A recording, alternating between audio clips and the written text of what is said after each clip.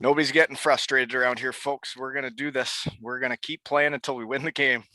Plugging away. Plugging away. One shift at a time, folks. The other way we know each other is we used to play some darts together in your garage in Elmira, Ontario, after a hard workout. Absolutely. Mm-hmm. Absolutely. Yeah, you're a skilled dartsman, I'd say that. We still do darts over here every garbage night. Anyone who's got some game is more than welcome to come on over. On garbage night, eh? Thursday nights in South Elmira. Oh, so you are still in Elmira, okay? Yeah. You know what I have in my shed, which I apparently can't podcast in tonight, is I have a golf dart board where it's 9 holes. It's beautiful. Yeah, the bullseye is like the hole. It's like 5 times the size. So once you get on the green, you got to hit the middle, and then that's the hole. It's lovely. I got a scoreboard, the whole thing. I'd love to have you over for a match someday when you come to Kincardine. Well, I was saying the way you're talking about Kincardine, it sounds like a no-brainer. It's a nice spot. They have nice beaches here, but we don't want that many people to move here. We like the small town, small town feel. I need city folk. You big city folk from Elmira. Oh yeah. Well, Elmira is a city now, eh? Getting there. It's growing. I'm surprised you still like your neighbors. It seems like it's like a city around there now. I'm spoiled. My neighbors are phenomenal. That's great. The other reason why we know each other is puck and ball, which actually is part of how I ended up in Deutschland. Was I played on a puck and there you go. I played at a puck. Stop telling me I'm frozen. Just go with it. Okay. Do you want me to put surprise faces on when you're frozen? What's the play? I don't know, man. I'll grab my left earlobe when you're frozen. Just keep playing, man. Just keep playing the game. I'm moving on my end. I'm a puck possession guy. Yeah, don't give it away. I understand that, but I'm just grinding it out right now, man. I don't have it tonight, I'm just getting the red line. Yeah. Short. Ah, God. Okay. Just don't turn it over at the blue line. But puck and ball, we played on probably the best puck and ball, which is 3 games of slow pitch and 3 games of hockey, right? And our hockey team was incredible. Yeah, and it's kind of weird the way a group of like good friends can all be that kind of good at hockey. It really wasn't fair, the hockey part. I don't know if you remember teams just taking the forfeit and skating out in just their jockstrap and stuff. Yeah, remember that? But yeah, by the way, this is a hazy sunset. Pretend like you're not frozen. Oh, there you are. Yeah, I was just opening a hazy sunset here in Kincardine with beautiful sunset from the Bayfield Brewing Company, my sponsor. But anyways, yeah, puck and those ball sound delicious. What do those taste like? I've never had one. Well, over here in South Elmira at 74 Woodbury Crescent, Norman 3 Bob 0 Charlie 5, who's never had one of those. I don't know what they're like. Well, you should you can order online here in Canada. You can order Bayfield Brewing online, and we're gonna work out a code here. Maybe we'll get you a discount, eh? Maybe like a Wally 10, 15 or something. We're not sure yet. We're going to discuss, but right now I'm drinking it and it's lovely. And you're plugging it. Perfect. Yeah. And so puck and ball. Yeah, hockey. No, our team was so good. I remember we'd play games where we could only score on our backhand once we'd get up a few, and we would pretend like that we weren't doing it so the other team wouldn't feel bad. And then, yeah, the one game, the guys came out naked, right? Yeah, I think just the jockstrap. Did a one hard lap and skated off, and they said you can have the win. Yeah, I would say they told us earlier, then we wouldn't have to put our gear on. It was all for our team. It really all came down to the baseball, right? It's 3 games of hockey, 3 games of baseball, slow pitch, and that's really what made or break our tournament, eh? Yeah, but the baseball part's the part we all look forward to. We didn't even look forward to the hockey part. We look forward to the baseball part. Who wants to skate in the summer? Yeah, you're gonna sweat doing that. Yeah, baseball's fun because we never get to do it. Yeah, exactly. I get to hit what with what in my hand? Yeah, and we go to Germany August 1st, and you want me to skate when? Yeah, twice a day, you said? 8 days a week? Okay, so you want me to do that back in Canada? I highly doubt it. Okay, here's probably the biggest part of how I guess it's not how we know each other, but you mentioned that I know your wife. She was my babysitter as a young buck. Missed it. Really? Okay. Your wife was my babysitter. Yeah. Oh God, it says it's unstable again. You can't even hear me, can you? No, I can right now. Yeah, my wife used to babysit you. Yeah, Yeah, no, and she'd you're not pulled the me on only it. one. Like, She'd pulled me on a toboggan around the Elmira golf course and give me some hot chocolate. oh, she's a giver. She's a giver. Yeah, no, she used to. Garrett Ranks my neighbor now too, and she used to babysit him as well. Is that right, eh? Yeah. Yeah. A lot of athletes out of Elmira. Garrett's doing pretty well for himself with the golf and reffing and all that now, eh? Yeah, I think the officiating does all right for him. Yeah, the And officiating then is the reason he's not allowed on the pod. The golf's just playtime for him. I know. But I think he's talking about maybe taking a run at the senior tour when he's done, gets his full pension with the officiating and all that, and maybe take a run at joining the senior tour. How's your golf game? Because that's another reason how we know each other is we used to golf in Elmira together. Yeah. We got dogs barking. We got unstable internet. This is probably the best pod yet. Tough guy. What? Enough.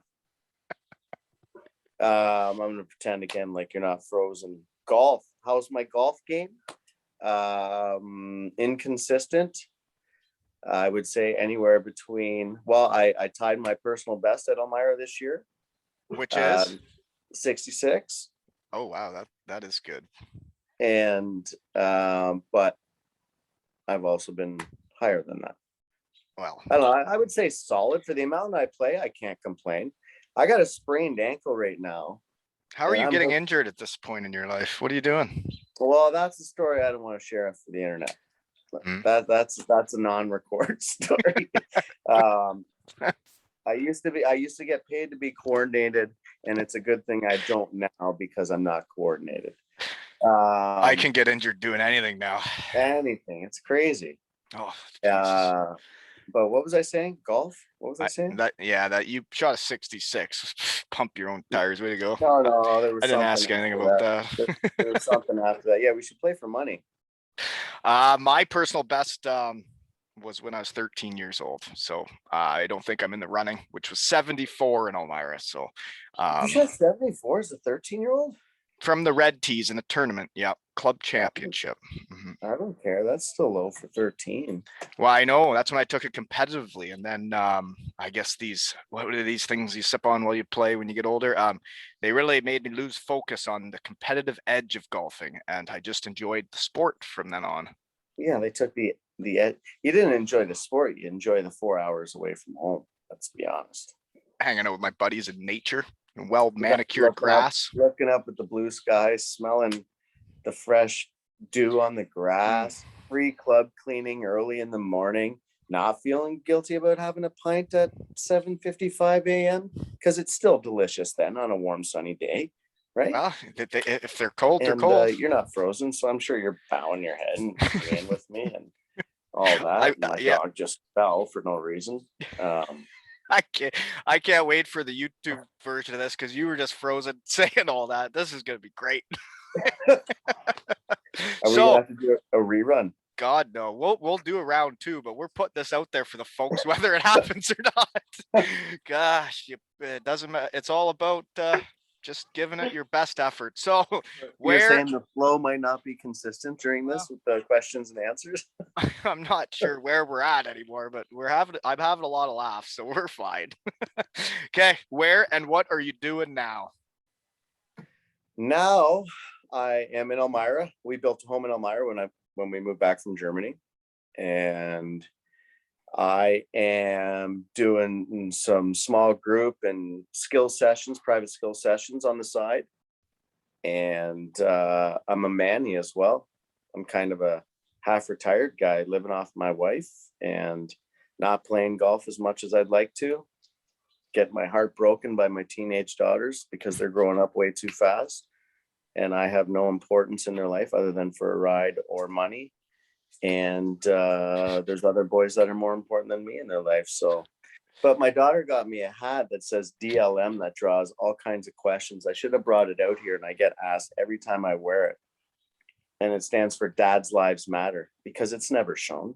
We don't want socks. We don't want socks at Christmas. We don't. But we smile because whatever, we know Dad's lives don't really matter. right? Let's call a spade a spade. And so there's a new movement happening. It's DLM. It's Dad's Lives Matter. And the cool thing about it is it wasn't started by a male. It was started by a daughter. So we don't have to catch any flack in supporting it because we're supporting a young girl and her beliefs towards her father. So that's fantastic stuff.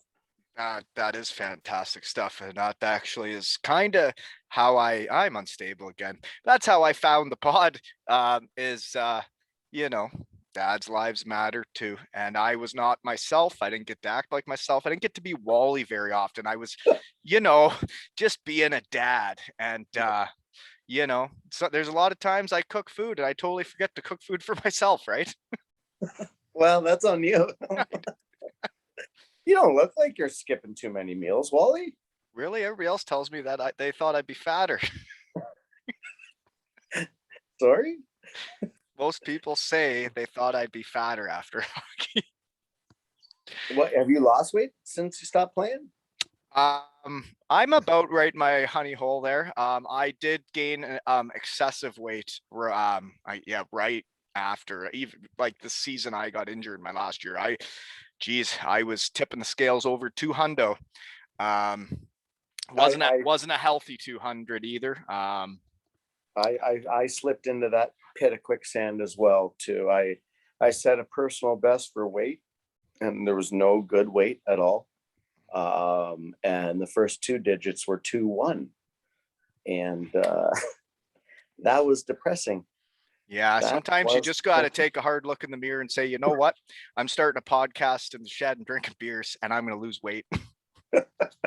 Well, that's how you go about doing it. And you should actually write a book about losing weight because that is rule number one and two. Apparently, if you're happier, eat calories and you consume calories and don't move. Well, if I stand during the podcast, which I usually am in my shed right now, I'm sitting. I stand the whole time and I'm burning calories, right? Do you really stand? I usually do. Yeah. What to do that? I try and make people uncomfortable by swaying back and forth. Yeah, you haven't found the right chair. Why are you still standing? I like it. Keeps me on my toes. Okay. Yeah. It's like I'm standing there. It's like I'm standing there having a beer with the guy, right? Yeah. You see a guy sitting, you're like, no, I'm taller than you. Okay. You didn't get a lot of chances to say that. Hey, but by the way, though, so you are a manny and you're running the kids all over the place and taking them on their dates. So what's curfew around there as a dad? Are you pretty strict there? Hang on, my dog's knocking on the door to go in. I'll be right back. Oh dear. So now I'm in. You can hear me, and I'm back. Oh, geez, that was quick. I'm on the back patio. So, curfew. So, I don't really have. I gotta say though, my daughter is walking around in like bathing suits and whatnot, and she's a little prettier than I was hoping for. So, I'm just a little worried about that age. I can't see you or anything right now, so I'm gonna pretend like I'm gearing up for a real good question. There you go. How old's your daughter now? Your oldest? Oh, so she's just 6. Yeah. Oh, yeah, mine's 15. No, I know that. I'm not looking forward to that at all. So, I mean, I don't know what happened over the course of time, but I don't remember 15-year-olds looking like that when I was in high school. They all look like women now, and whatever. It's consistent, and I don't know. What was your question again? What time you make them be home by? Oh, curfew. Yeah. So me and Stacey are very, very fortunate with the maturity level of our oldest daughter. So I kind of put it on her. I tell her, and this is a trick you might want to use. I tell her, no curfew. We trust you. Choose right. And don't abuse it. Wow. And so she gets to say, but it's a little bit of a mind fuck in there. She gets to go out to all her friends and say, I don't know curfew, but I'm not going to fuck this up. Yeah, I better be home. And I'm going to be home at a reasonable hour, right? Mm-hmm. So she almost gives herself her own curfew and is always keeping us up to date. Like, oh, everything's okay. I might be home at 11 tonight or 11:30. Is that okay? And it's like, yeah, just don't go through the forest on the way home. And Yeah, always good. So she's very good. So as far as curfew goes, I don't have one for my oldest. I mean, on a school night or something like that. Let's be reasonable. I don't know, 10 maybe. I don't know, but Okay, but all this you got on your plate here. When we were planning on what time to do this, you said you had to meet with players today. Are you not the Sugar King head coach? Are you not coaching the Sugar Kings? I am coaching the Sugar Kings. Yeah. Wow, really comes full circle, eh? I was just gonna say full circle. And Corey Prang's helping me, who I Is that play with. right? Sutherland Yeah. Cup champion, right? Yeah. Joe Amelinger was a goalie for the Sugar Kings. Yamelinger? Amelinger with an A. Solid He name, would no? have played with Trent Brown in that Okay, kind of that's so era. well, much Younger than younger. you. Yeah, so Younger than you. they're bringing a younger vision to the coaching squad then, eh? It's all alumni.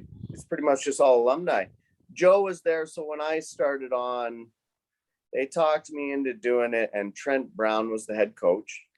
And I mean, he might have played 4 years for the Sugar Kings, something like that, and did 5 or 6 years of coaching with the Sugar Kings. So he had like green blood flowing through his veins. He's now at Laurier, an assistant coach for the Laurier men's program. But he brought Joe on, and then I got talked into joining as an assistant. And Wally, I'll tell you, man, I had zero aspirations to be a coach. Zero.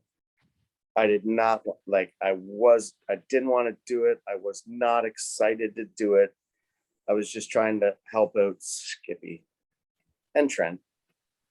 Was Jeff Snyder there when you were there?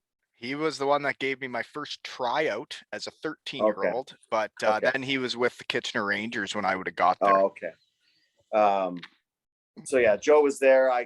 So when they asked me to take over for Trent, Joe was there. So I kind of inherited Joe, but Joe's awesome. Scott McMillan's involved. He's the director of hockey ops there now because Jeff's just stepped down. And then Jeff Snyder.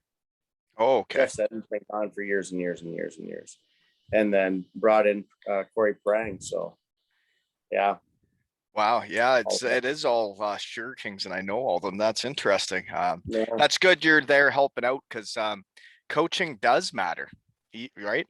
Like the coaching you get, the details that coaches can give you, that if you really are ready when you get to pro, it sure can help, because if you haven't had the coaching to really learn how to play defensive hockey and how all that works and stick positioning, then you can look pretty bad pretty quick.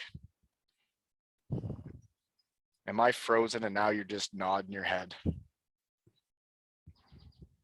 Oh my gosh, he's just sitting there. I heard defensive hockey. Never mind. Moving on. I was just saying coaching matters, and I'm glad that you're coaching. You're so right.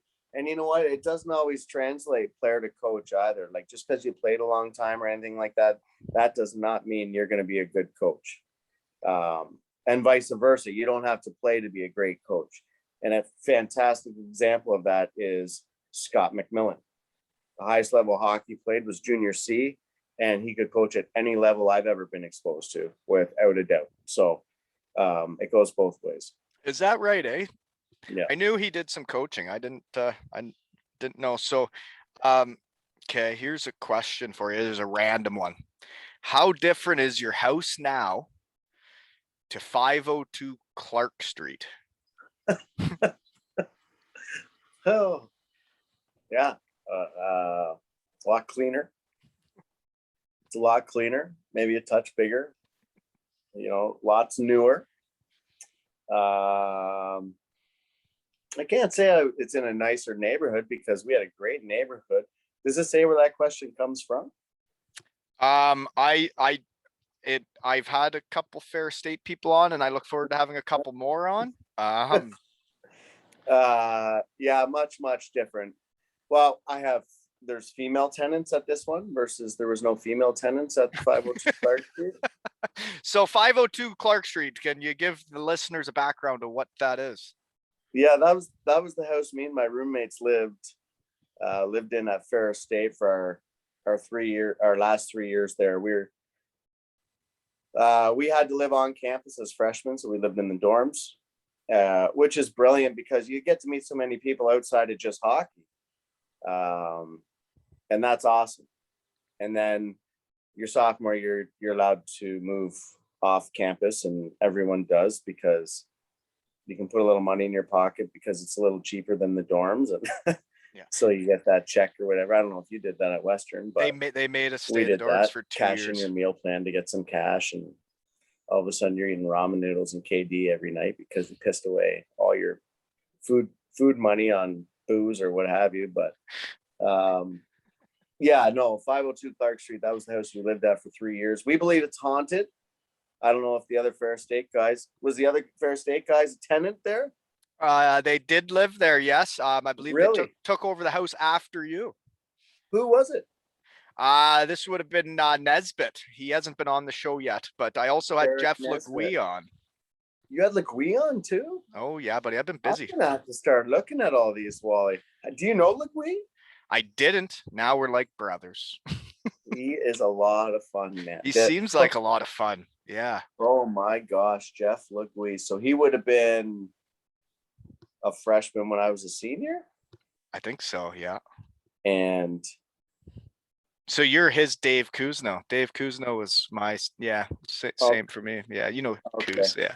That's how I ended up on Puck and Ball, right? Was Kuz was a nice guy and lived in Waterloo and let me come hang out with his older, cooler buddies. Because I was going to go to Western Michigan with him. Yeah, I was with Kuz last weekend, actually. We do a couples weekend every year. And he always writes to me about who's coming on, and he might give me a couple tidbits. And then every time I mention him coming on, he doesn't respond. Oh, Kuz. Yeah. Yeah. Sorry, I think we got off topic there, but how did you end up in Ferris? Like, why Ferris?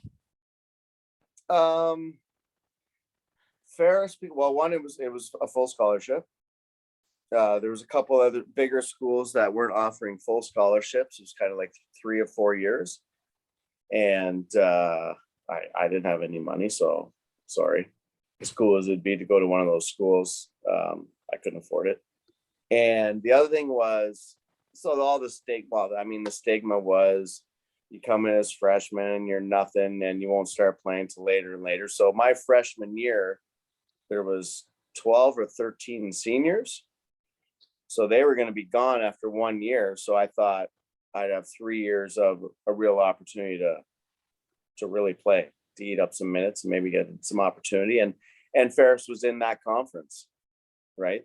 The CCHA, it's basically now the Big Ten, but so you got to play against all those big schools and all that, which was a blast. You did it. So, you know, it's to go into Yost when it's barking, like it's a blast. So did you lead that year you were up for the Hobie there? Did you lead the league in scoring? Yeah. Jeez. Yeah. That's why I was your super fan, man. Is that true? That's not true, right? You keep saying that, but that's no, actually, true. Yeah. Oh yeah. No, yeah. Fun fact, I wore number 23 and number 10 basically the whole time. I started on the Sugar Kings as 23 because of you. Yeah, then I went to 10 to for Dietz and Pavel Bure. Yeah. Yeah, but no, my email still is yeah, I guess after Brandon Dietrich there's a 10 in there. Yep. Hotmail.com, baby. There you go. Yeah, Brent Walton 10 at hotmail.com is named after Brandon Dietrich. And how old were you when you're watching? You're what, 5 years younger than us? Yeah, I was in Bantam, man. I'd watch the game and then I'd go to practice and like try and skate. God, you froze at the right time. You got such a good smile on your frozen frame rate. There it is. There you are. Oh, I'm still smiling. Yeah, no, I was a super fan in Bantam, watching you guys win that championship when I was like just coming up, and yeah, that was a different year. Like I've been a part of some teams, coaching and playing, and that year for whatever reason there was like a cult following. Like we had buses, plural, following us to away rinks and stuff. Like we were a traveling circus. I don't think Elmira had ever won it before. I think that was the very first time. That was the first one. Yeah, it was fun. That was fun. Yeah, man. And then when we won it, it was really fun too. It's a good town when you get winning around there. So hopefully you can do that, as the coach. Well, first year we won the regular season, and COVID shut us down. Now my dog's outside. What's going on today? So are you going to be going this year? Going Like playing hockey for the Sugar Kings, coaching? well, I won't be playing. I'll be coaching again. Yeah, let's hope so. You get injured. Yeah, tear everything. It looks like everything's going to start kind of at the normal time, so to speak.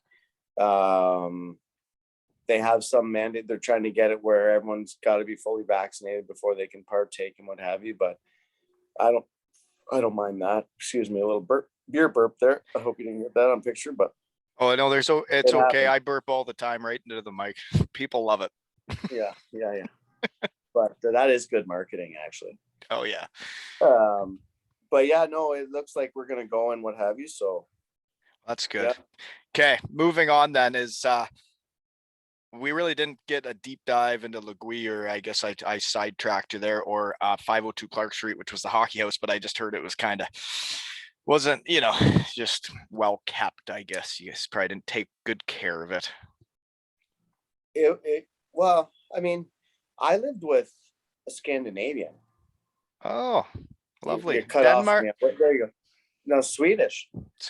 Nice guy then, May. Yeah, right. Great dude. Christian Schroeder lives out in Denver now. So we actually kept a fairly clean house, to be honest with you. I won't say it was spick and span, but if we were to compare it to another house of 5 hockey players and another house, I'd put ours in a competition. Wow, I didn't know. I didn't know you were clean. Yeah. Well, yeah.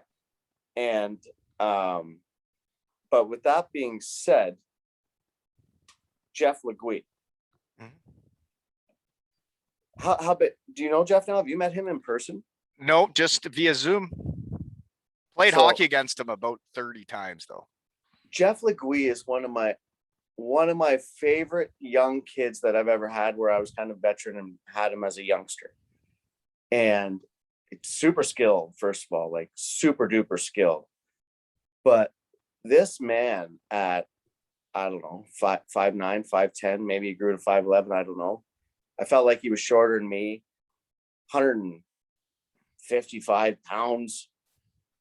He'd tuck home 25 beer and like skip double Dutch. And what? And like skip double Dutch. Someone told me when you're cutting out on me. Tell me you're not cutting out on me. There you go. So he would skip from Western Michigan. So we got back from Kalamazoo, and it wasn't too late to start getting after it. And we had been back at another guy's house that lived right down the street from us. And I bet you we were home for an hour, and I looked over at Lewie, and I bet you there was just a bunch of empty beer cans with holes right there, like someone shotgunning beers. And I bet you there's 20 of them. And I said, Lewie, I said, who are you smashing beers with? And he's like, can't get anyone to do them with me. I said, well, who's done them with you though? There's like 20 there. We've been home for an hour from getting off the bus. And he goes, they're all me. No one will do one with me. And he looks so sad, like so disappointed in everyone else. And all I'm thinking is, man, I don't know if we were 19, 20, maybe he's 20-year-old freshman. I don't recall, but I'm like, you're talking home 20 beer, shotgunning 20 beers. Would have been a hell of a beer dart player at Western Michigan, man. And 55 minutes, loved his darts as well. But he could just smash beers and catwalk. Apparently, I never saw it. Catwalk a motorcycle across Canada. Apparently, he was skilled on like an enduro motorcycle, like a dirt bike. That never came up in the pod. What are you playing with your hands? I feel like you're slapping me. What are you doing with your hand down there? Not that one, the other one. Back off. Don't do it. Don't do it. I don't know. You're snapping something. What am I doing? I don't know. You're getting all handsy. What am I doing? You froze. You're frozen. I'm gonna drink beer while you're frozen. I'm going your back. I am here. I can see you drinking. There you are. You know what I heard? Rumor has it, and I hope he doesn't get mad at me bringing it up, but I can't vouch for it because I wasn't there, but I've heard it from people I trust. Jeff Lewie skidded out a motor, dumped his motorcycle going around a corner and like slid on the side of it underneath like a half-ton truck. And he was stuck under the truck, but like on the motorcycle. What? Can you picture it? Yeah, yeah. So he's going around a corner like this. I'm glad you didn't freeze there because you showed me. I had dumps it, and slides sideways like this on his bike under like a big half-ton that was lifted a bit and got stuck. He was stuck on his bike underneath a truck like this for like hours. And someone just saw him. He was yelling like help.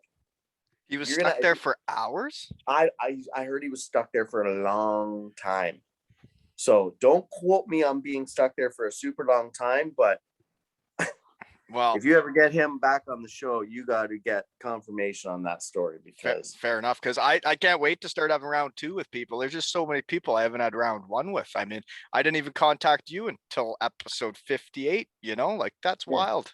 Yeah. What the fuck? I thought you said it's super fan 5'8". Dude, that's a training camp number. I used to get really nervous around you and Brandon, and I didn't know how to approach it. Every time you freeze, I'm gonna drink beer. Oh dear, you just okay. No, I would get nervous talking to you guys. You guys are big deals in my life, so I had to wait a little bit. I had to get a little more comfortable. Oh, I see. Yeah, because we're uncomfortable around each other. Yeah, and I haven't even got into your career yet, eh? Yeah, I guess we're still in Ferris. The only thing I heard about Lewie, which that's why I don't want to say anything because I don't want to piss anybody off in my pod. I just heard, like you mentioned, is when he had beers, he could still play pool, darts, whatever the athletic competition would be, which us guys did in college. He was still his motor skills were still functioning. Yes. Yeah. Like it was like he was just a sieve for alcohol. Like it went into his body, but it left somewhere, so it didn't affect him. I'm telling you, like, I'm gonna set the over under at 20 of these. We don't want to give him a bad rep, but man, he seems like a great dude. Doesn't make him a bad guy. Great. He played for a long time. Great player. Yeah, he was a great player. Beer darts at Western Michigan. Did you ever play beer darts at Ferris? Beer darts. What's that? Maybe we didn't call it something different. The guy brought it from Minnesota. He transferred our junior year and he brought beer darts with him from the University of Minnesota. And you sit in a circle in the grass in the backyard and everybody puts a natty light or whatever cheap beer in front of them on the grass. And you have as many darts going around the circle as you want. And you can put as many beers in front of you as you want. And wherever it punctures your beer, you got to shotgun it to there. And the more beers you put in front of you, the more people throw darts at you. The only rule is you just can't hit the person right beside you's beer, right? So you got to always be, and you just keep throwing them around the circle until, I guess, the beer was drank. There you go again. Oh dear, but yeah, you would have loved beer darts. I've never played that. I've never played that. No, too expensive in Canada to be using beer like that. Yeah, I didn't catch the last 20% of the rules of that, but up till there, sounded fun, eh? Yeah, never played it. Well, you still haven't. Yeah. What did we do at Ferris? We used to. I mean, did you even have was cornhole even a thing with how old you are? No, like cell phones, man.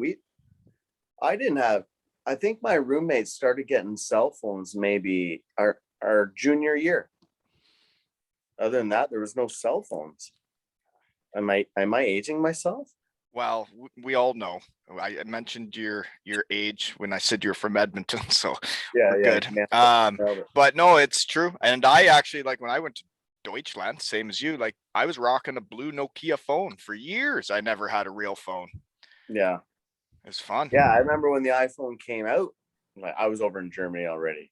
Yeah, you were making the big bucks, so you could have got one. I never got one in the second league. You guys are way overpaid in that second league. Definitely at the Beating Hype Steelers, we were. For a short time. Beats made some good money in I want to say it started with an R. Well, there's Or Dietz Landshut. played in the second league. He played in Landshut. He was the one that brought me to Germany. That's how I went there. They needed a winger to Landshut, play with. Munich, and he played somewhere at Regensburg. Apparently it's a fun town. Okay, you're Kaufbeuren. out. Yeah. Regensburg? And Kaufbeuren he played in. Yeah, he was a real suitcase in that league. Jeez. He was in Kaufbeuren with Kuz. That's right. That's Yeah. right. Yeah, we need to get your age group on. I don't know why most of them are all so timid. I just want to talk. They're afraid you don't pay your internet bills and it's going to be frozen back. Well, you know what, I'm a bit mentally fragile right now. So yeah, please don't bring it up. I'm not even in my shed. It's like I don't have my warm fuzzy blanket around me right now. You are out of your comfort zone. I'm on the back deck. The neighbors can probably hear me. You're seeing Kincardine. Yeah, well, I'm seeing the hazy sunset, right? Like the beer, right? Okay, moving on is the dog just let himself outside on his own. So that's good. The door's open. I better go close it after I ask this question. So after your senior year, you lead the CCHA in scoring. You and Kunitz rip it up. So what are the pro options from there? Not much, to be honest with you. Am I waiting for you to come back or what's going on? There he is. What'd you say? Did you keep talking? No, I didn't. What? Can't do it unless we're face to face. Now you're frozen, so I'll wait even more. Stop it. You start talking right now. I can see. Oh boy. I'm gonna have to get 6 more beers. I'm drinking every time we're frozen. I can see you and hear you. There you go. I know you can. Okay. So you signed with the Red Wings or something, right? I signed. So I left after we lost out my senior year. I finished the year in Grand Rapids, and that year, that was the American League affiliate for Ottawa. The following season, no NHL deals, and signed an American League two-way deal with Grand Rapids, who was now the new affiliate of Detroit. You signed two-way like coast? Yeah. Oh dear. Yeah. And so then got to go to Detroit's camp, which was unbelievable because that was the Hall of Fame team where there was, I don't know, 10 Hall of Famers. I don't know what they had on that team. And you were there. And yeah. And it was fun. Got to play with I played with Devereaux and Brett Hull the whole time I was there. And it was cool because I knew Boyd, skated with him in the summers. And the other one was Brett Hull. Now, Brett Hull could be a bit of a prick, but for whatever reason, we got along and he wasn't that hard on me. First guy to start calling me Phil. And so that, I got to play with Brett Hull. So that was pretty cool. And he called you Phil? Yeah, he was the first one to start calling me Phil. And I carried that nickname. That was what everyone called me in the Islanders organization for 3 years. Everyone called me Phil. Yeah. So. Did he ever say why you were named Phil? Phil Collins. Oh, God. Now I get it. Yeah. Oh, that was simple. Jeez. Yeah. Don't overthink it. Yeah, guess not. But Brett Hull was a music encyclopedia. He was a music guy, song artist, who plays the guitar in this band. Like he knows all of it. Oh, really? I don't know any of that. Yeah. No, none of it. Well, that's really cool. You played so did you set him up for any of his 1-Ts? Every time I got the puck, I looked past him. Every time. And I think he actually. Did you overdo it? Did you overdo it? Were you trying to give it to him before you were around the net? Like you probably overdid it trying to get it to him. He took a lot of short shifts. So preseason, by the time we got down to yeah. But I wouldn't say I had the puck a whole heck of a lot on my stick. But every time I got it, I looked to pass. I wasn't looking to chip it in or dump or anything like that. So that was okay in his books. Other guys did the other, and he could be a mean prick. And Yeah, it didn't he would like playing with you. I'm sure he would, because you're a puck possession guy. Well, I mean, I think it's safe to say he's played with a heck of a lot better than me. I don't think he would have been happy to play with me. Let's be honest. Well, I would have been happy to play with you, Rob. Puck and ball. Yeah. We did it. Been Yeah, there, man. done it. Yeah. Got the t-shirt. Boom. We did. And you know what's a weird memory I have of that tournament, puck and ball, is we were sitting in the locker room after the occasional beverage on the ball diamond, and we were about to play. Yeah. Don't keep talking. You're frozen. No, I'm gonna keep talking. And you're frozen again. Oh, for real. stop Don't it. talk. I want to hear the story. Okay, well, I'm gonna keep talking because it's a podcast, but keep drinking every time you. There you go. We were in the locker room before the game. I think it was the game before the naked guys came out, and we were sitting in the locker room. We're all just sitting around. We're kind of feeling a good buzz, but we don't have any beers in the locker room because you couldn't bring them down there or something. And then all of a sudden, just an impromptu, I think it was Paul Ballantyne, right? Bally. Yeah. Starts Share. What's the Share song? And we all just sat there and sang what's the song? Share. I got Tina Turner, Simply the Best in my head for some reason right now. Share. It's something to do with love. And all us boys just sat around a locker room and if I could turn back, that's what it was. If I could turn back time. And we all sat there and just sang a song. We had no music players. We all just sat around and sang the song. I remember that for some reason. It just was very weird. I was like, wow, really hanging out with the city folk from Waterloo this weekend. That is strange that we did. And we were sober? No. It was after a couple ball games. Okay, yeah. We were just feeling it, I think. It must have been to start belting that out. Confidence, though. Think about that. That's like wearing salmon. You got to be a confident mofo. Yeah, I can't pull that out.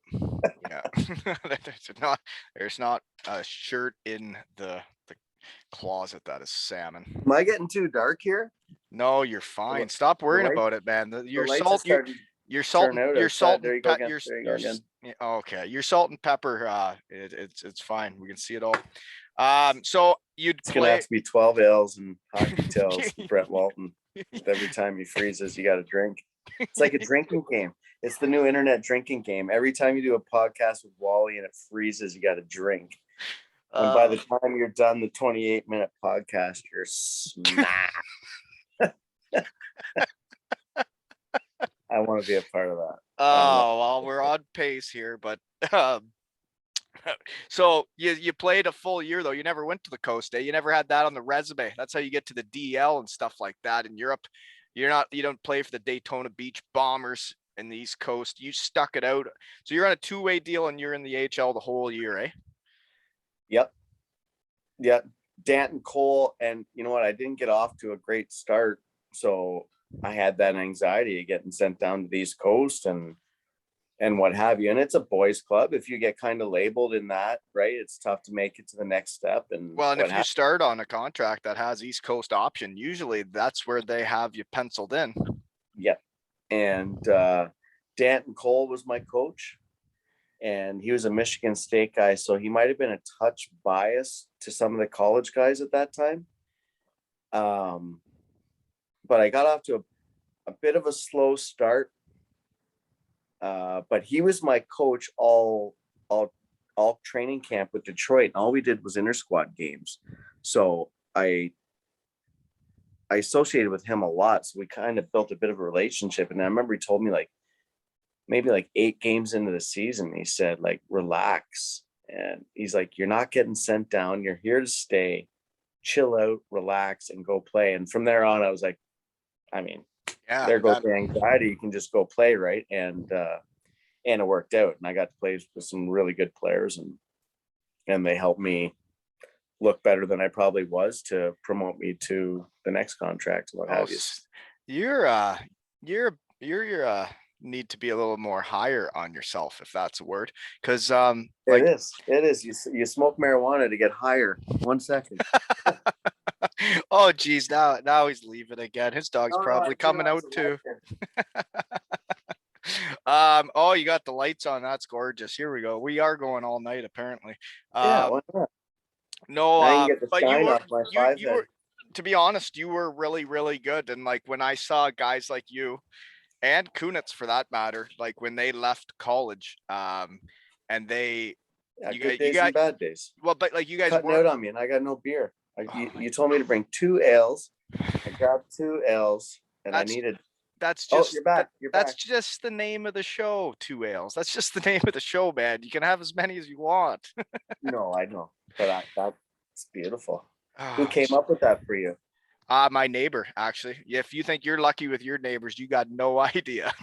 Yeah, well, King Carton, right? I mean, King Well, you Carton. know, eh? There's different levels to this neighbor stuff. I mean, King Carton, you're on the top tier. It's just, yeah, there's no missing with the neighbors in King Carton. No, actually, I gave the vision of the podcast to a neighbor, and I gave him the name I had thought of, and he and my wife they were like, no, that is not the name. It was like, What did you come up with? What was your idea? well, I think the original idea was like Hockey Adventures with Wally. Nah? Oh, really? Yeah, that's a good veto by the wife. Yeah, no, they shut that down hard. And then he said, well, what's the vision? And I said, well, I want to have a couple beers and catch up with my friends and talk about their career. And then he texted me this name that night and sent her over to Wales to Lee, the guy that makes the posters. That, I mean, I'm sending posters to all these guys that I'm hoping they're up in their sheds. And he made the logo that night. And next thing you know, we're doing a podcast with bad internet. You're not even there. All right, Wally, you're killing me, guy. You're killing me. Oh, you're back. I Hey, got a dog knocking on my door. Go out. my. Okay, so Go. you did good in Grand Rapids, but then you went to you leave there after one good year and go to Bridgeport Sound Tigers. I got wooed. By Ken Morrow. What does that mean? What does what mean? You got wooed by Ken Morrow? Yeah. Are you gonna pee on the podcast? Yeah. Are you? You're gonna be the first guy to like pee while talking to me? I was gonna ask, is this gonna be a first time on 2 Ales and Hockey Tales with Wally? Usually I ask a question, I run out of the shed and piss in the yard, but never had a guy pee on the pod. This is great. Well, that tells me something about the neighbors in Kincardine. If you can go out and pee in the backyard, the neighbors might not be as classy as the ones in Elmira, because we don't just do that. We let the dogs do that. We do. You're telling me you can't piss in your yard in Elmira? Man, that's city stuff right there. Oh, yeah. It's postage stamp. That's a postage stamp lot. I don't have. How big's your property? Oh, just the standard, a half acre, I guess. Standard half acre. That's not standard. Oh, sorry, Kincardine. It's half acres, pretty standard. Yeah, you guys are rich folk. That's how I know you definitely got overpaid. I actually had to leave Elmira because I couldn't afford it because I was only at the second league in Germany and houses were cheaper out here. So I had to flee. Elmira. No doubt. Watch what else I do on your podcast. How about a little bag of ketchup chips? You can't eat that. People will hear that. Okay. I can do it with a silencer. Okay, but seriously though, you played a season and then you went to the Bridgeport Sound Tigers. Is that not where you meet Ryan Caldwell? Beauty guy. Yeah. He's a great fella. Not till my second year there though. So I played 2 years in Bridgeport with Colby. Yeah, he gave me a lot of phone numbers. I guess he's still in the game. He's a scout or something now, eh? Yeah, with Winnipeg. I was actually talking to him today. He was saying you were hunting them for stories. I just send out a couple feelers just to see what's out there. You know, you got to know. Doing your due diligence. There's nothing wrong with it, Wally. Zero. Yeah, it's just a couple worms get thrown in the pond and you see what bites, right? There you go. There you go. So that's when you get your first games with the Islanders. But so when you leave that one season in the A, did you sign a 3-year deal with them? No, 3 1-year deals back to back to back. Oh, wow. That sounds exhausting. Well, guess what? I was on a 1-year deal my whole career. It is. I was on a 1-year deal my whole career. Oh, were you? Those suck. Yeah, people apparently Those, didn't believe in my those are body. less than ideal. Yeah. You just never know. You're always guessing. Yeah, and you got to do really good every year. Yeah, or you Yeah. don't, you're done. But if you do have one good year, you can maybe, get overpaid 1 year. But if you're only getting 1 year deals, you can only get overpaid for 1 year, not 3. Yeah. Yeah. It's just, you had the East Coast in your resume. It doesn't help when you go to Europe, Yeah. But where are we? So you go to Bridgeport, you signed a 1 year deal each year, but every year you do better. That's the goal. Yeah, till you don't. Until you don't, then you retire. Then you're done. Then you're done. And you buy half-acre lots in Kincardine and hide in the shed and hope the Wi-Fi is solid. And when it's not, you hardwire it in and it's still not solid. And you're like, fuck, what's going on? You do your best, and that's Hey, all at you least can ask took for. the bat off your shoulder. You took a swing. You know what I mean? And that's my new motto, man. Just take your shot, right? Take your shot. I used to get nervous talking to you. Do I sound nervous anymore? No. Absolutely not. Absolutely not. Yeah, I'm like a real man now. I'm not all starstruck when I talk to you. Starstruck, yeah. Serious? Yeah. Shut your mouth. You shut your mouth when you're talking to me. But your second year there, 62 points, 78 games played in the AHL. No call up. Did you feel like you were close? Were you pissed off? Well, I'm pretty sure that might have been was that the lockout year? Oh, maybe. My recent, yeah, 0405. That sounds right. It froze on me. No, yeah, yep. Okay, if I'm back, then yes, You're it was the frozen, so I don't know lockout. if you're answering my question right now. You can hear me. Are you kidding me? There you are. You're back. You're back. Oh, you're fucking with me. I swear to God, Wally, why would I do that? You're a mess. Okay, you didn't get called up because it was the lockout. Yeah. Yeah. Tough call up. But yeah, no, I had a good year that year. During the lockout in the AHL, if you're having a good year, usually you're supposed to play in the NHL the next year, right? Well, the next year I committed to I signed with Hamburg in the DEL and got a phone call from Mike Milbury, a personal phone call.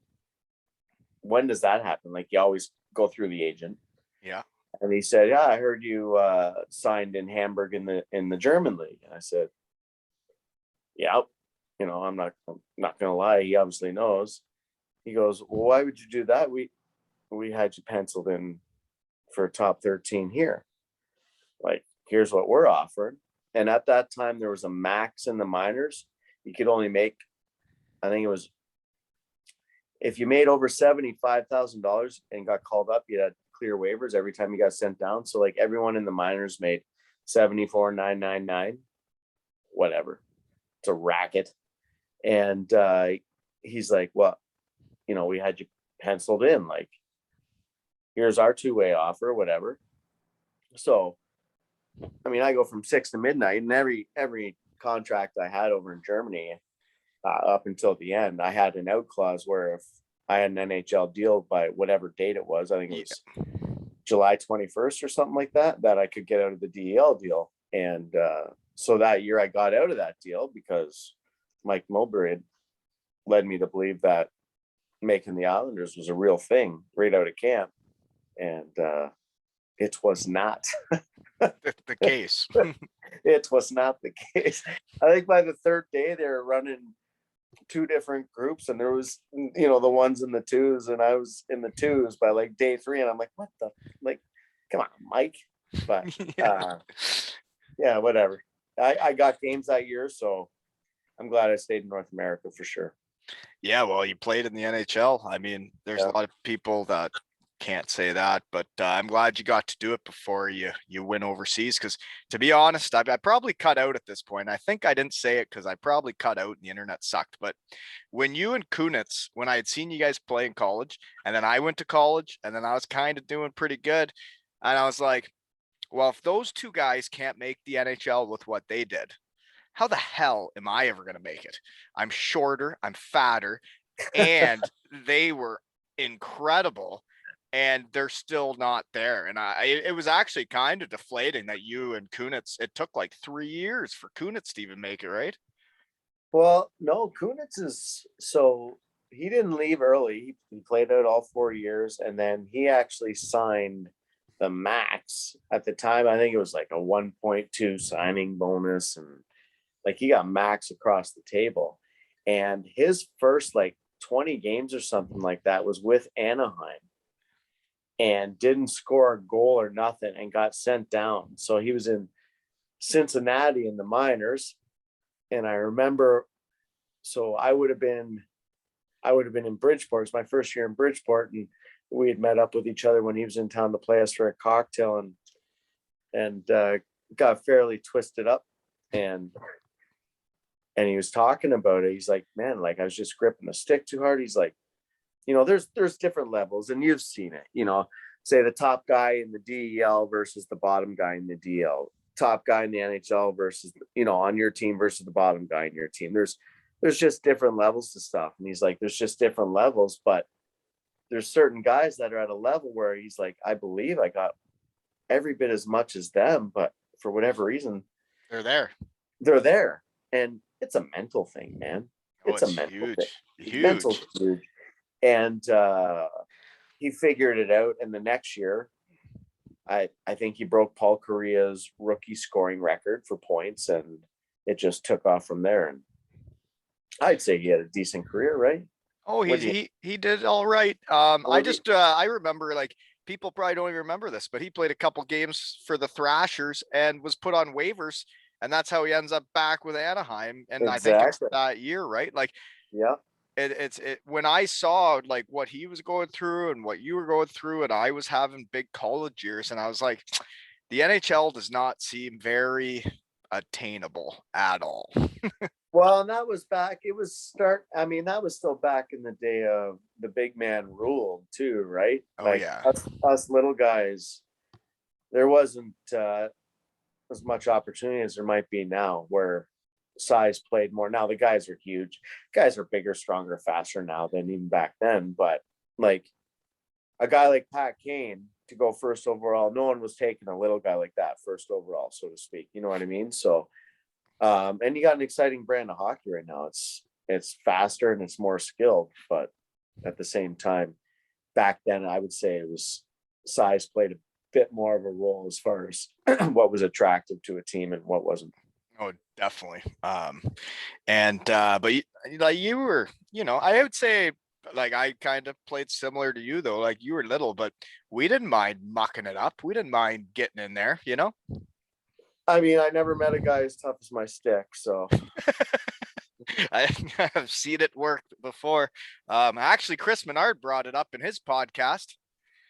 You had Mini on? Oh God, yeah. He's even been training the kids on the driveway during the lockdown. He was doing Zoom workouts and stick handling stuff for Colby, my son. Yeah. And Okay. he said you speared someone in, like, I don't know, like the finals, and maybe got suspended for game 7, and the team's missing their best centerman, and it's like, geez, he speared another guy, right? Yeah, that was tough. And found guilty of spearing, but never speared him. True story. True story. Okay. I've seen behind the play in the little barn at Elmira. No, this is a true I'm not story. sure if I'm buying this was game 6 of the finals against Derek Hahn. And the Frankfurt Lions. No, he was in Ingolstadt at this time. Okay. And we scored in overtime. I think it was win 1-0 actually to force a game 7 in the finals. The first year they had a best of 7 for the finals, because they usually went to the best of 5. Yep. For whatever reason. And I was on my back when this puck went in, and I just heard the sound of a puck hitting the back pad. You know the sound. Like, I was on my back with a guy on me beside the net, and I heard the sound of a puck hitting the pad. Don't know where the shot came from or nothing. And I was like, that's in. I know that sound. Like, we just won. And then I heard our guys like kind of erupt, because we were playing on the road. And this kid was on top of me. It pushed him off me, went around the net because I didn't know where the shot came from, and had to go back across the net to go to the pile where it came from. And he came and met me. And I kind of went like this, but it was like a reaction, like, what the hell's going on? Like the game's over. And the kid did one of these and played dead and all hell broke loose. But there's video evidence and I had to sit through it all because Cologne appealed this thing. And you can see the stick going through here. There's no spear. And he dove this way. Anyways, ended up getting suspended for game 7 of the finals.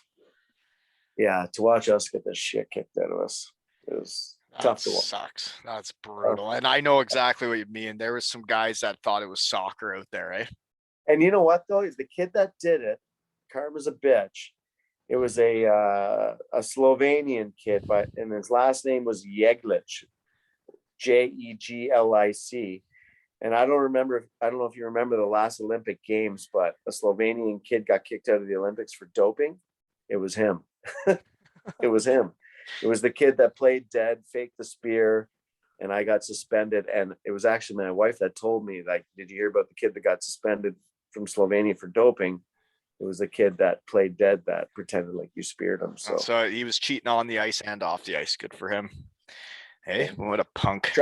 He was trying. He was. But no.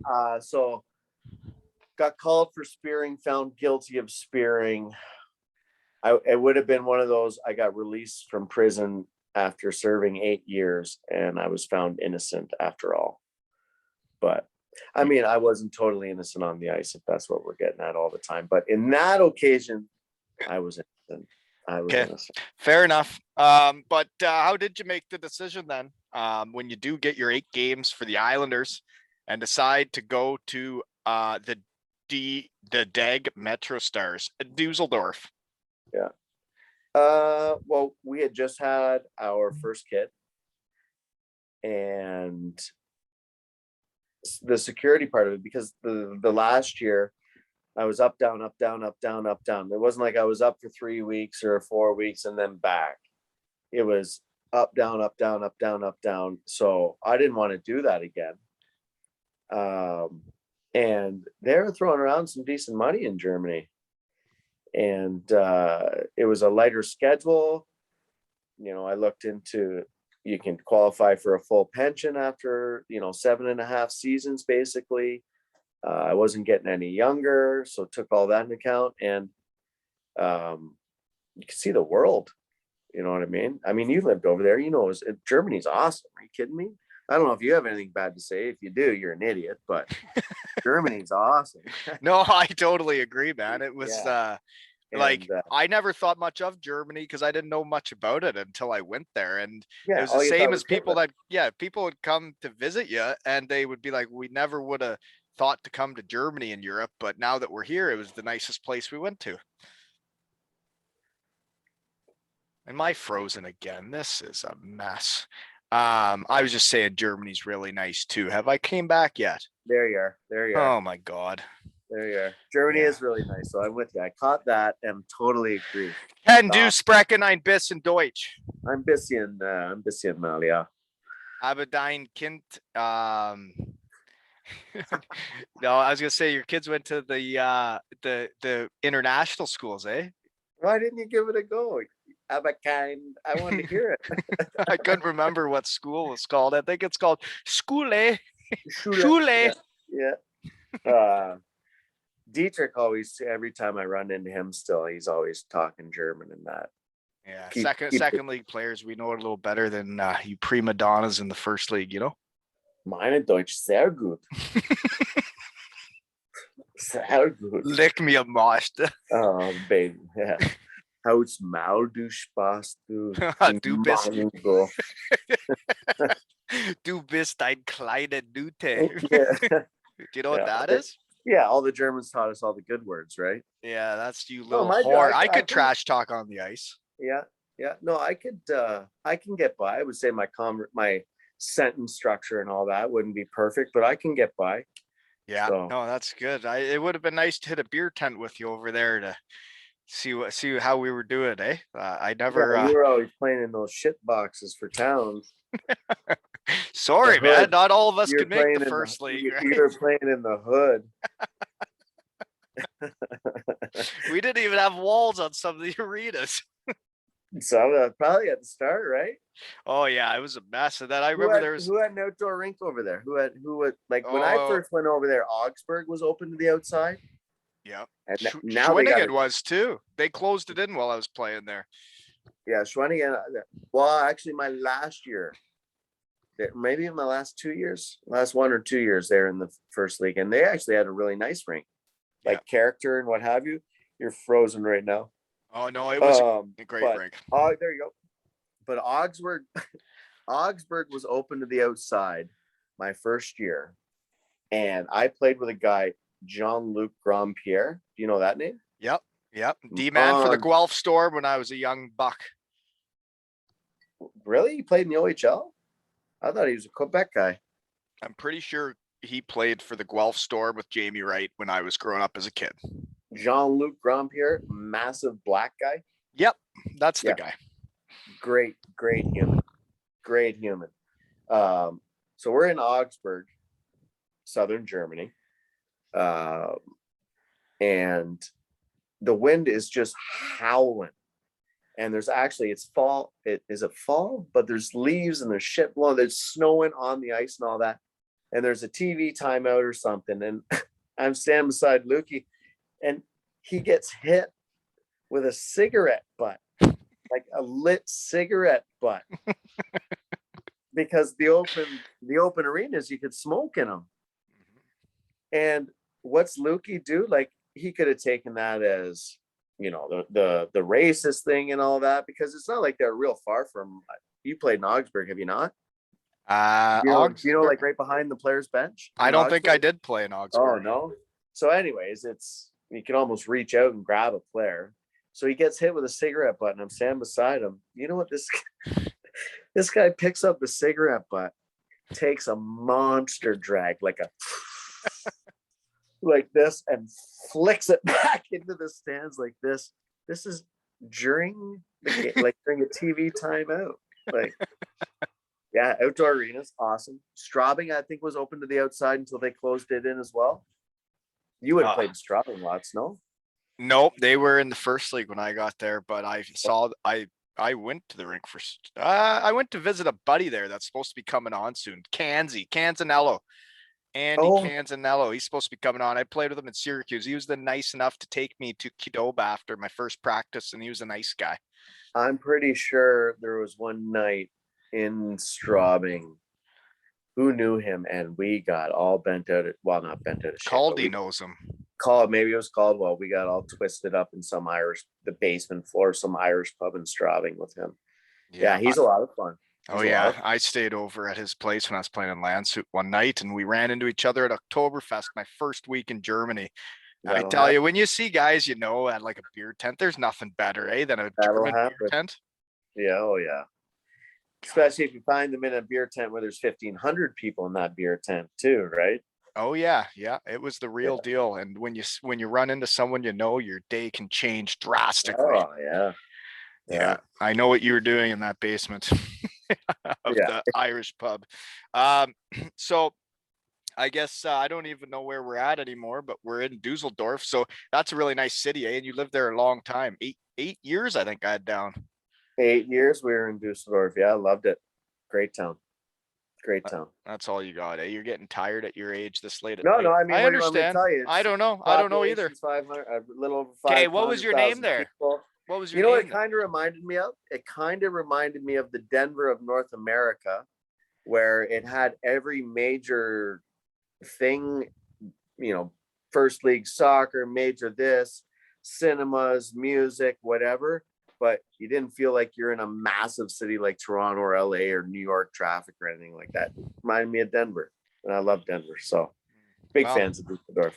Cool that you got to go to Denver too in all your travels. I haven't been there. But no, I went to Dusseldorf to visit a buddy, Justin Kelly, and it was a cool town. And you could ride the train all the way to wherever downtown. And right. The Altstadt, you should know that. Altstadt, the old town. Yeah, I know the Altstadt. There you go. That's where you took the train. Yeah. I don't know. Maybe you didn't take it to the Altstadt. I think I went for a cappuccino. I think I went downtown. Cappuccino and a gelato. Yeah, that's right. Did you meet Christian Brittig when you played for Dusseldorf? He was the assistant coach my first year in Dusseldorf. Piece of work. My gosh, I We had used him to in call him beating Muff. on. Muff, yeah, Muff was his name, right? Yeah, he was the head coach when you had him. Oof. He was a Tyrant, I don't know. you could call him. Yeah, tyrant, like took the fun out of everything kind of coach. No Is that fun. safe to say? None. Yeah. I heard that about him. Yeah, no, he was the I think he might have been like a new assistant coach, maybe like freshly done playing and got an assistant coaching job in Dusseldorf. And our guys walked all over him, to be honest with you. Like he would say something and some guys would be like fuck off, Muff, I'm going home. He'd be like, hey, we boys, didn't do don't forget that. to hop on the bike to do a quick, 20-minute flush ride to get the lactic acid out. And as the boys are walking out, they'd be like, hey, Muff, why don't you go fucking ride the bike for us? This was my first experience in Germany. So I just thought, like, is this what it is? Like, you just get to walk all over the coaches and, like, it's a true country club. But it was Christian Brittig. These guys just Well, respect them. We had to respect him. He was the head coach. He decided who got the deals and the money and the ice time. And my gosh, did he push us physically, mentally. It was quite the time with that fella. He was the asshole as a player where he was last on, first off. And then when he turns into a coach, it's all about fitness. Yeah, I heard he was the opposite of what he was as a coach, right? Yeah, he was last on, first off. I was going to put the lights on out here, but I'm locked out of the house. So I'm going to have to do this in the dark from here on out. The shed of lights, man. Why am I not in the shed? Doesn't the sun always shine in kindergarten? No. Well, we just had the most beautiful sunset ever, probably sank right into the lake, buddy. Yeah. Speaking of sunset, you remember Mike McKinnon on those Sugar King teams that you grew up idolizing? Yeah. A few of me, Prang, Trevor Rebby. Would McKinnon have been number 11? We're all planning to go up to Wasaga Beach. McKinnon sends me a picture of the sunset he stares at on Wasaga Beach probably 3 times a week, and finally talked us up to going up there to see him for a little Sugar King reunion. So there's sunsets in Wasaga, not just Kincardine. Moved to Ontario, everybody. Well, and hit the Bayfield Brewing Company for some pints because they're delicious, and there's lots of hazy sunsets in Bayfield, folks. 74 Woodbury Crestman, Norman 3 Bob 0 Charlie 5. Send me and if you see the garbage on the road, folks, don't forget to hit dart night. Bring your wallet and bring a good attitude because it's all about smiles. And you'll probably lose, folks, just so you know. I remember we'd play games and he would basically give me like a handicap, like I was a very bad golfer, which I guess it'd be the same case if we played golf. You'd have to give me strokes. It's same in darts. There is a handicap for certain players still, no doubt about it. I understand. You're just, I guess, a better athlete than me. But I'm not the only one giving a handicap. There's other guys that got to give handicaps to other guys, and it's all about hopefully everyone wins. We're about having a good time. There's no winners and losers. Everybody's a winner. Speaking of Sugar King reunions, as I just booked a golf round with 3 Sugar Kings from my Sutherland Cup winning team. So I guess everybody stays connected when you win, right? Yeah, absolutely. Winning does that. So you play in Dusseldorf forever. You guys boss around Muff, and what did they call you there? Weren't you like the Wizard or something? Dusseldorf forever, I heard. You're still my gosh. There you go. Okay, you're back. Oh my gosh. What did they call you? The Wizard or something? What were you called? Didn't you have a name? I mean, where in Dusseldorf? Yeah, didn't when they announced you, like they called you like, what was your name? Rob Collins. They didn't say like they called you like the Wizard or something? Because not the announcer. The fans had a nickname for me. Yeah. What was it? Not the announcer. Sorry, I was Mr. Brent Walton and beating on. It was pretty cool. Really? Yeah, I got a Mister. I got a Mister until I wasn't asked back. Yeah, Mr. Fired. Yeah, smell you later. Mr. Not Extended. Yeah, no, Der Professor, they called me. Oh, you're the professor. The professor, yeah. Oh, Jesus. You were Like just Igor you were Lariano, teaching all the young Germans. But yeah, teaching them wrong. Teaching them wrong. Well, you know what? I have all the faith in you to lead the Elmira Sugar Kings to greatness. Great. Yeah. Yeah, I'll mess them up. I won't mess them up too bad. Well, we have been going a while, and you have a lot of career left. So I think I might have to hit the Coles notes. There you go again, Wally. Yeah, maybe the podcast has only maybe the podcast is maybe it's only been a 20-minute podcast, and none of this is even working. But you played. Oh my God, really? Yeah. Switching to the Hamburg Freezers from Dusseldorf. Hamburg sucked. Okay. Met some good people. Met great friends with Sergio Ben still, who's the head coach in Berlin. But Hamburg almost caused me to quit hockey. Well, I was content with retiring. I was planning on retiring. It wasn't fun. No, you talk about a coach that took all the fun out of going to the rink and all that. I experienced that there. It was the opposite of a good time. And it's too bad too, because we drew really well. We had good teams. Our first year, we were in first place at the first break. You know, the first break in the European hockey national team break or whatever they call it. And if you had to walk through our locker room, you would have thought we were in dead last on a 12-game losing streak, and we were in first place. Like you can't live like that. So it wasn't fun, but met some good. I mean, I met a handful of good people, but yeah, that was great town too. I mean, did you ever get a chance to go to Hamburg when you were in Germany?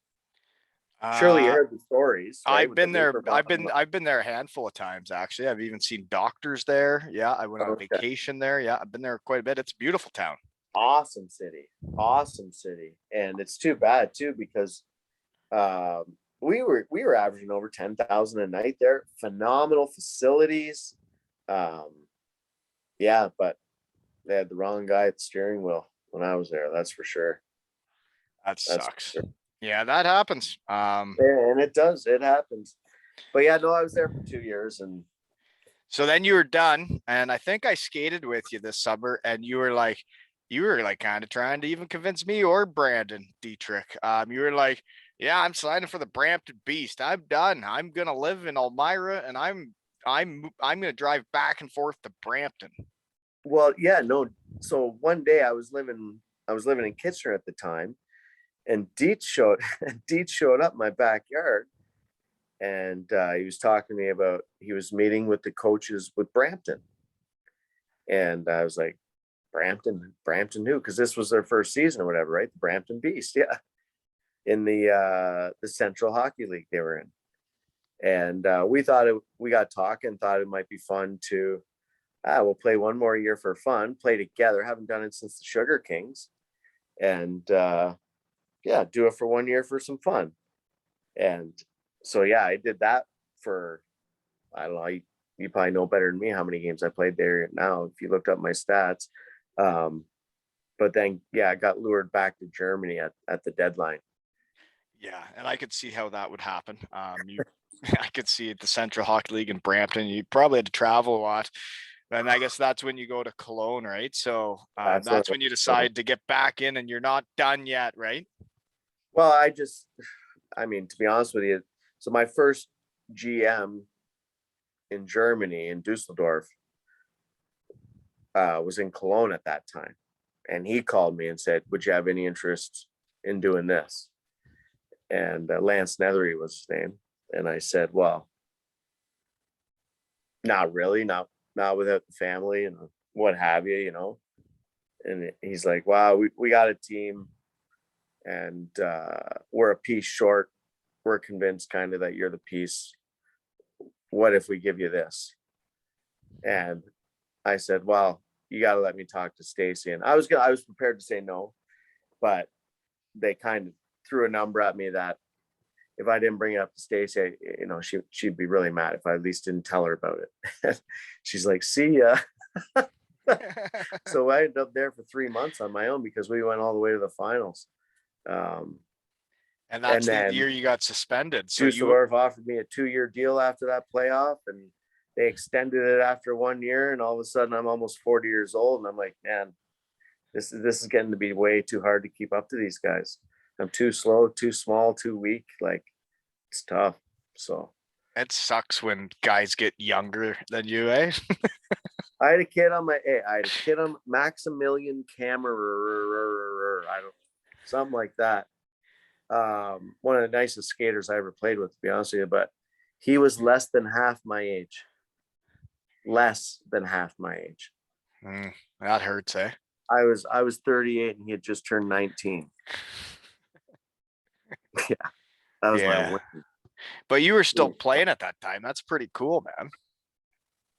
Yeah, I mean, there's worse jobs, no doubt about it. We both know that now. Right? I got a good job now, but yeah, it takes time afterwards, eh? Like, what was it like for you getting out? Yeah, it was I kind of fell into stuff that I didn't want to fall into. So I got roped into selling cars for a little bit, and then selling nuts and bolts. I was doing outside sales for Fastenal, and yeah, I kind of all over the map, not really settled in on anything. Yeah. Wow. Well, I just can't wait till you're winning the Sutherland Cup, eh? Yeah, that'd be fun, wouldn't it? Wouldn't that be fun? That would on be the fire truck, 3 a.m, pissing off all the people in town. Yeah, it would be great. Yeah. I'm trying to think. I can't even read my notes. It's so dark out. I got that. So then you go to Dusseldorf back for 3 years. Were you then the captain then when you're that old and you're twice the age of all the people? You're captain. Were you then?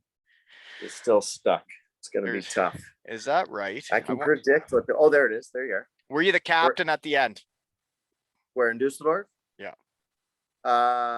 Yeah, I was, but the reason I was because the captain, Daniel Kreitzer, who was the captain forever, he was the captain before I got there. I think he's the all-time leading scorer in that DEL. I forget what his injury was, but he was out basically all year. So I wore the C. Yeah. Okay, well that would have been cool to wear a C for a team like that. Like, that's a pretty big club in Europe to be the captain of. Yeah, it's in one of those towns, and I mean, as a lot of people might think it's weird to hear, like, it's kind of a hockey town in Germany. You know what I mean? Like, there's hockey towns in Germany. Absolutely, there are. Dusseldorf, like, has a Bundesliga soccer team and all that, but they're still really get behind the hockey team. So, like, you wouldn't wear any team paraphernalia out and about because for sure you'd get recognized. And then it's, can I have a picture? Can I have a picture? And then the people just follow the herd. Oh, what's the herd over here? Oh, that's so and so. Oh, let's get a picture. And all of a sudden you're in one. But yeah, you would definitely get recognized and all that. So yeah, I mean, I'd get noticed just smaller scale. I wouldn't say I was ever in one. I'd take like the photo or two, and then I could be on my way. But the kids thought it was cool. Like, I could be downtown or in the Altstadt, on a Saturday or whatever, and get recognized and get asked, autograph and a picture, what have you. And you'd want to do it as discreetly as possible. Like, yeah, no problem. As politely as possible, say, get the fuck out of here before the crowd sees this. You know what I mean? But my kids would just love it. And they're like, oh, they think you're famous, Dad. And you're like, no, I'm not. We need to go now. But they always got a real kick out of that, skating around the rink after a win and stuff like that. Yeah, I guess my kids weren't skating age yet, but having your kids on the ice after, and we did that in the UK in Cardiff. Yeah. In Germany, you'd always have the kids on the ice after, and the fans would be chanting, and that's stuff they'd always remember. I guess that's what's nice about playing till you were 57. Yes. Yeah. Ish. 39. Yeah. So, bit of a run. Good run. Well done, sir. Yeah. So I guess now you can focus on the golf game if you ever get out, if you're not driving the girls around. That's it. Gotta wait till the kids move out, and then I'll get a golf game. And then it'll be like, My dog's in Jeez. a fight at the fence. What's going on in Elmira tonight? Sounds hectic. Our neighbor's dog Yeah, it's the neighbor's dog's fault. It's not your has a dog's brutal fault. temperament. And my dog's so soft Oh that he yeah. can act tough through the fence. So they just yap at each other at the fence. And it's just a whole lot of loud noises by two pussies. What? Come here. Well, do you got anything for me? Because I would say we'll have to have a round 2 at some point, and we'll dive into some other things here because you can go so many different ways. But oh yeah, you can get lost in shooting the shit, right? Yeah. I don't know, man. I didn't know what you were going to be asking. To be honest with you, well, I was prepared with improv. I didn't, Yeah, there's no preparing for this. Yeah, that's just it. I was underprepared because I read the title. 2 ales, and I only grabbed 2, and I should have grabbed many more. I understand. I've been on the back deck, and I don't have the beer fridge here, and I've been the Jeff Lewie talk got me kind of revved up that I was like, all right, the wheels might get turning here, and this could turn into one. Yeah, and then it was good. I know. I understand, but then it was Sunday night, and the internet sucked, and we did our best. We got through the game. Hopefully, people can hear me talk. Yeah, maybe start prank calling some people when we catch a glow. So we got to start doing that, maybe. Oh well, this pod has a lot of different ways it can go. That's just it. It doesn't have a lane to stay in yet, right? No, it's a wide open 12-lane highway, Autobahn. Yeah, it's like the 2 ales was just the name, but we try to stick to that. We try to, I've improved later on here. The first 20 episodes, I get pretty into each one and to get a little carried away, but we're trying to keep it in the lane there. Well, thank you so much for coming on and give me the round 1 and your stories here. It's going to have to be a part 2, Wally, because you are all kinds of cut out. I know. There you are. Whatever. This is let's just end it so we can just chat. And this has been another episode of Why do you have to go into the stripper voice like you're a stripper MC when you're and now coming to the stage? How would you know what they sound like? You've been to establishments like that? I did. I enjoyed most of the times I went to be honest with you. I gotta be honest. There was one time I didn't enjoy it. I was in Bridgeport, and a bunch of the wives thought, hey, this will be a good idea. Let's go to the strippers. And all of us were like, what? Like, nah, not biting. Like, no, we don't want to do it. And they're like, no, let's really go. Went. Don't do it. They get jealous. You couldn't look? You weren't even allowed to look. No. And she thought I was one time, and she couldn't handle it. So anyway, I'd be lying if I. How'd we get there? How did we get there? Well, you said I sounded like a guy. Oh yeah, announcing strippers, but I'd have to say I would be lying if I said I haven't done that. Monday Fun Day in Stuttgart, Germany. Stuttgart. Yeah, started out at a Mexican restaurant with dinner and appetizers and a few drinks. I think margaritas, and then all the gals thought it would be funny to go across the road to the strip club, and there's not many of those in Germany, right? They go all the way. They don't like, oh, let's tease you with a strip joint. No, they're like, no, here's the brothel, here's the sauna club. Right, and that's what it's weird that they have strippers and then they have the other thing, and that they have both, right? It's like if you were into that and you're looking to get your rocks off, so to speak, why would you tease yourself with the strippers? Why wouldn't you just go, right to the home of the women? I guess, is that the translation? I don't know. I don't know. I was I'm not sure. It's a different culture over there, different lifestyle. Those things do exist and people do go to them. I don't know. It's I'm just surprised they have both, right? Like, yeah, you're right. It makes no sense that there's ones where. Why would you go to the ballet when you got a roller derby right beside it? Right? Is that kind of the? I mean, what else can you compare? It would be like I don't know. I don't even know. That's like you want to know duels or you want to whatever. What are we plugging here? What beer brand are we plugging? This is the Bayfield Brewing Company podcast. Yeah, like, do you want an alcohol-free O'Doul's or do you want a nice crisp hazy sunset? Yeah, 4.0 hazy sunset from your local brewery. Yeah, and New England Pale Ale, folks. Yeah. New England Pale Ale in the Do stripper you want me to class. try and really do it like a stripper guy now? Yeah. Well, All just right. do it like you're introducing and ending So, the whole thing. so what did the Don't even start? think about it. And now. So was the start like that too when I gave the Well, introduction? it sounds like you got more experience at these. And this has been another episode, ladies and No, that gentlemen, sounds like of Two Ales and no, too much. No, that sounds like a late '60s sports broadcaster. I was gonna say used car salesman, but you already covered that. Yeah, I don't know. That doesn't even sound like used cars. I think of what was Will Ferrell's character's name in Eastbound and Down? Oh, I don't know. What the hell is his name? Tell me you watched that show. I never did. Oh my gosh, Brent Walton, season Sorry. 1. Eastbound. Don't be sorry. Apologize to yourself. Don't apologize to me. Be better. Eastbound and Down, season 1. Ashley Schaefer. That's it. Okay. Little plug, Eastbound Down producers, hit me up. 74 Woodbury Crescent, Elmira, Ontario. Norman 3 Bob 0 Charlie 5. Garbage day on Thursday, folks. Thursday and night, this has been another episode of Two Ales and Hockey Tales with my favorite player as a kid, but my email's 10, not 23. So I guess Dietz maybe and Pavel Bure are my favorite. Hang on, I got to ask you about that. You came in first year, you're like, oh, I think I like Rob the best. Oh, actually, now that I think about it as a mature guy, I like Brandon way better. So you went to 10? No, I like both of you equally. I did. I really did. But Pavel Bure was number 10 too. There was really no other 23s, but like when I would go to my bantam practices, I would try and skate like you. And then I tried spearing people and I was like, geez, they get really mad when you do this. And I stopped. Tough to do, right? Yeah. It's tough to do. What'd you wear at school? I started with 23 and went to 10. You cut out, started with, and then you cut out.